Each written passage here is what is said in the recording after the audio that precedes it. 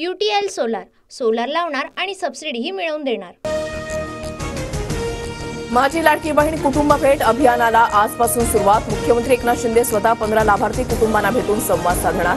आठवड्याभरात 1 कोटी कुटुंबांपर्यंत पोहोचण्याचा संकल्प। विधानसभेआधी बारामतीमध्ये युगेंद्र पवार आणि जय पवार सक्रिय। युगेंद्र पवारांची आज बारामतीमध्ये स्वाभिमान यात्रा, तर जय पवारही गणपती मंडळांना दिवसभर भेटी देणार।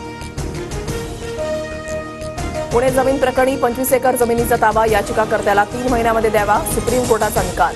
संबंधित प्रकरणामध्ये कोर्टाकडून लाडकी बहीण योजना बंद करण्याचा इशारा दिला होता। अमित शहांच्या नेतृत्वात माहितीची बैठक, शिंदे, फडणवीस, अजित पवारांची हजेरी। मित्र पक्षांना सन्मानजनक जागा देणार। मुंबई एअरपोर्टवरच्या बैठकीमध्ये अमित शहांचा शब्द। विधानसभेला सन्मानपूर्वक जागा वाटप होईल, यासाठी अमित शहा योग्य लक्ष घालतील। सुनील तटकरेंकडून विश्वास व्यक्त। राज्यात 125 जागा जिंकण्याचा भाजपचा संकल्प। जवळपास 50 जागांवर भाजपला विजयाची खात्री। उर्वरित 75 जागा जिंकण्याची जबाबदारी प्रमुख नेत्यांवर, सूत्रांची माहिती। आरक्षण नाही दिलं तर 113 आमदार घरी बसवणार। मराठे फडणवीसांना लोळवल्याशिवाय राहणार नाही, जरांगेंचा पुन्हा इशारा। जरांगेंना मवियानं सुपारी दिली आहे का? रोहित पवार जरांगेंचं आंदोलन हाताळतायत, आमदार राजेंद्र राऊतांचा आरोप। MIM कडून विधानसभेसाठी 5 उमेदवारांची घोषणा। छत्रपती संभाजीनगरमधून इम्तियाज जलील विधानसभा लढणार।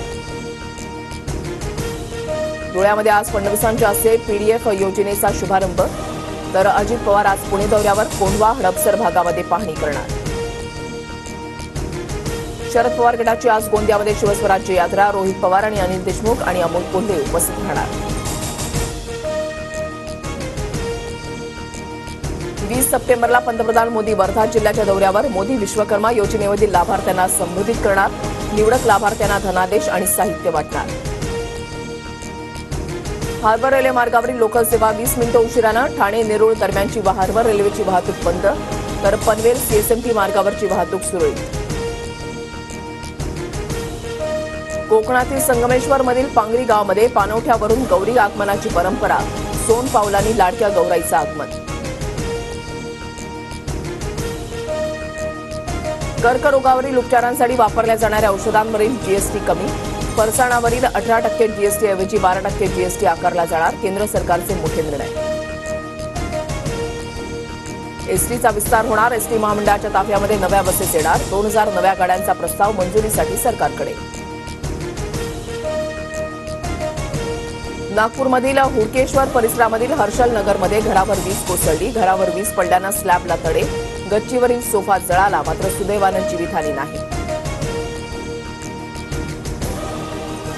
भारतात मंकीपॉक्सचा शिरकाव। दिल्लीमध्ये मंकीपॉक्सचा पहिला रुग्ण आढळला। तपासणीनंतर व्यक्तीला मंकीपॉक्स झाल्याचं निदर्शनास।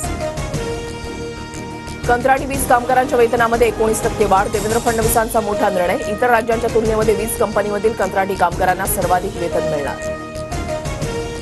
UTL सोलार लावणार आणि सबसिडीही मिळवून देणार।